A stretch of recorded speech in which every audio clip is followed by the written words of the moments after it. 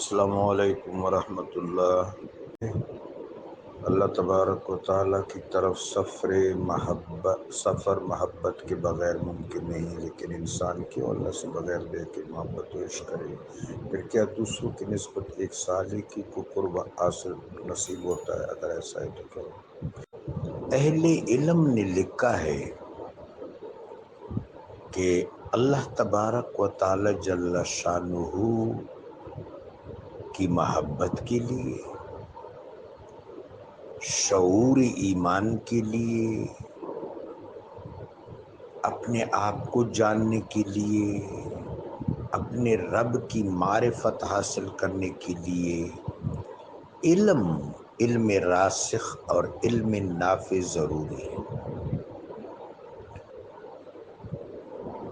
اللہ تبارک و تعالیٰ نے میرے آقا علیہ الصلوۃ والسلام سے جو کلام فرمایا،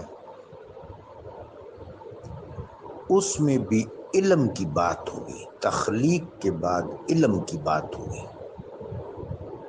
اقرأ بسم ربک الذی خلق، خلق الانسان من علق، اقرأ وربک الاکرم الذی علم الانسان۔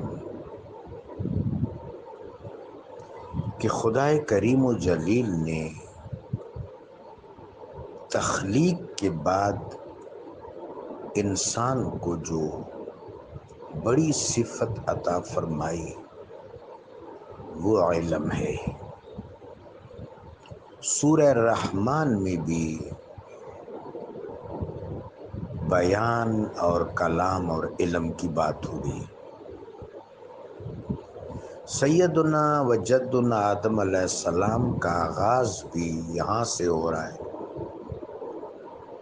علم آدم الاسماء کلہا۔ قرآن علم کی بات بار بار کرتا ہے۔ علم کی بہت سی شاخیں ہیں۔ علم میں ایک بڑی شاخ معرفت ہے۔ معرفت کا قرینہ یہ ہے کہ ہم غور کریں، اپنے آپ کو پہچانیں۔ ہمارا وجود اگر مخلوق ہے اور یقیناً ہے تو اللہ ہمارا خالق ہے۔ ہمارا وجود اگر مرزوق ہے اور یقیناً ہے تو اللہ ہمارا رازق ہے۔ ہمارا وجود اگر محتاج ہے، ضرورت مند ہے اور یقیناً ہے تو اللہ غنی ہے اور حاجت روا ہے۔ بیٹا، اس وجود کے اندر کتنی ساری چیزیں ہیں جو منظور نہیں ہیں، یعنی جن کو ہم دیکھ نہیں سکتے۔